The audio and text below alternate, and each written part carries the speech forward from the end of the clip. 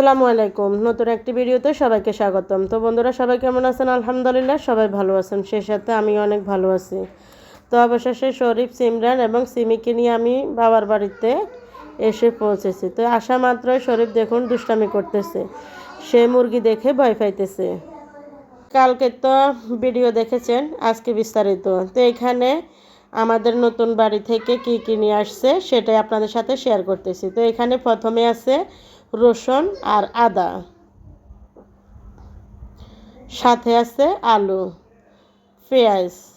তো বন্ধুরা, মেয়ে তো দিছে মেয়ের সাথে দেখেন মেয়ের শ্বশুর বাড়িতে রমজান মাসে খাওয়ার সব উপকরণগুলো দিয়ে দিছে, কিন্তু দিয়ে দিছে যে রমজানের প্রথম 10 দিন শেষ হয়ে গেছে, তারপরে এখন নতুন বাড়ি থেকে আসছে, সাথে দিয়ে দিছে এখানে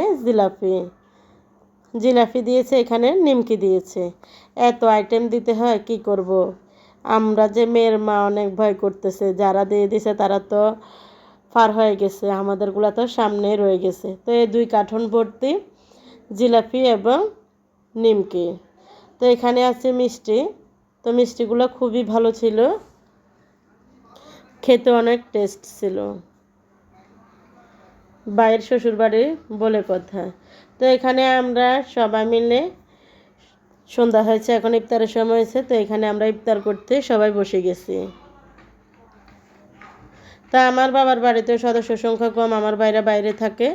তো অবশেষে আমরা ইফতার করে পরের দিন সকালবেলায় আমরা বাসায় চলে আসছি। এখানে শরীফ কোরআন তেলাওয়াত করতেছে, গা গোসল ধুয়ে উনি আসছে। তো উনি কোরআন তেলাওয়াত করতেছে, এখানে আমি রান্না বান্না করতেছি। তো আজকে চমৎকার একটি শাক রান্না নিয়ে চলে আসলাম। আমরা অনেকে চিংড়ি মাছ দিয়ে এবং মাছ দিয়ে অনেক রকমের শাক খেয়েছি। আজকে কিন্তু আমি সুরি শুটকি দিয়ে মিষ্টি কুমড়ার শাক রান্না করব। তো অবশেষে আমি শাকগুলো পরিষ্কার করে নিয়েছি। শাকগুলো পরিষ্কার করা আমার শেষ। এখানে আমি চুলায় পাতিল বসিয়ে দিয়েছি, এখানে পেঁয়াজ কুচি এবং কাঁচামরিচ কুচি দিয়ে একটু ভেজে নিচ্ছি। এভাবে আমি কখনো রান্না করি নাই, আজকে ফার্স্ট রান্না করব। তো এখানে আমি একটু রসুন বাটা দিয়ে দিচ্ছি, আজকে আমি রসুন কুটি নাই, তাই রসুন বাটা দিয়ে দিয়েছি।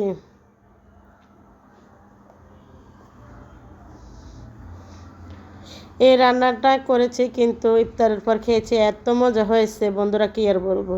তো অবশেষে আমার মশলা কষানোর পর আমি সুরি শুটকিগুলো ঢেলে দিয়েছি।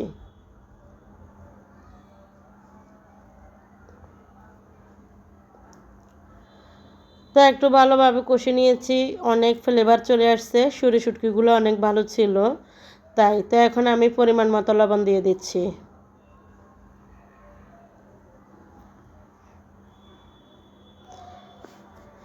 সময় ধরে যে কোনো কিছু আমরা রান্না করলে খাবার স্বাদ দ্বিগুণ বাড়ে।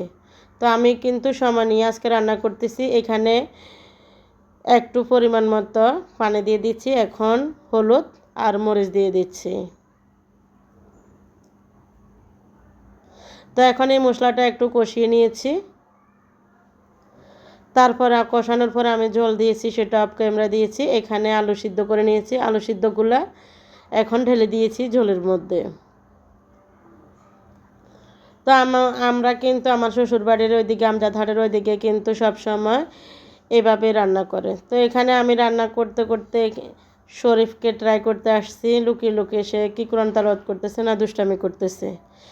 কি আর বলবো, আমরা মা বলে কথা, সবসময় ছেলে মেয়েদের জন্য ভয় থাকে। তো অবশেষে সে কোরআন তেলাওয়াত করতেছে, আমি আবারও চলে আসছি। তো আমার আলুও কষানো হয়ে গেছে। তো অবশেষে আমি শাকগুলা ঢেলে দিয়েছি।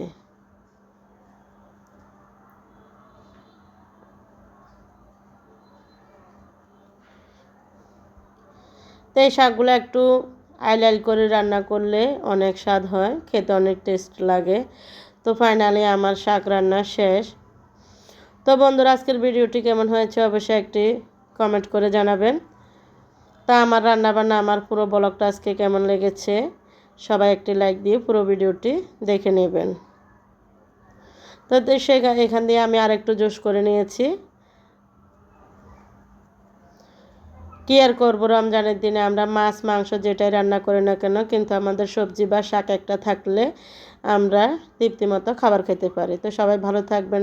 আজ এ পর্যন্ত, আল্লাহ হাফেজ, আসসালামু আলাইকুম।